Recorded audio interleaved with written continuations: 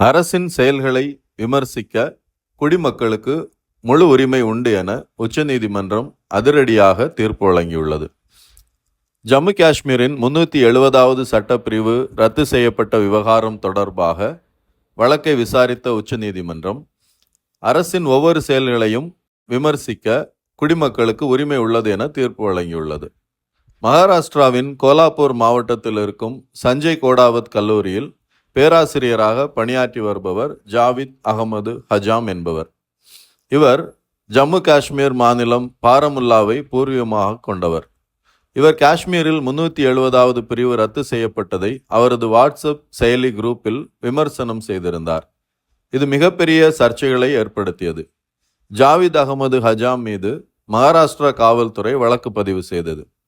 இதை எதிர்த்து அவர் தாக்கல் செய்த மனுவை விசாரித்த மும்பை உயர்நீதிமன்றம் அதனை தள்ளுபடி செய்தது. இந்த உத்தரவை எதிர்த்து ஜாவித் அகமது ஹஜாம் தொடர்ந்த மேல்முறையீட்டு மனு உச்சநீதிமன்ற நீதிபதிகள் அபய் சோஹா மற்றும் உஜேல் பயான் ஆகியோர் அமர்வில் விசாரணைக்கு வந்தது. அப்போது நீதிபதிகள் பிறப்பித்த உத்தரவில் பாகிஸ்தான் சுதந்திர தினமான ஆகஸ்ட் 14ஆம் தேதி அன்று இந்திய நாட்டை சார்ந்த குடிமகன் ஒருவர் வாழ்த்து தெரிவித்தால் அதில் எந்த தவறும் கிடையாது. அது ஒரு நல்லெண்ணத்தின் அடையாளம்.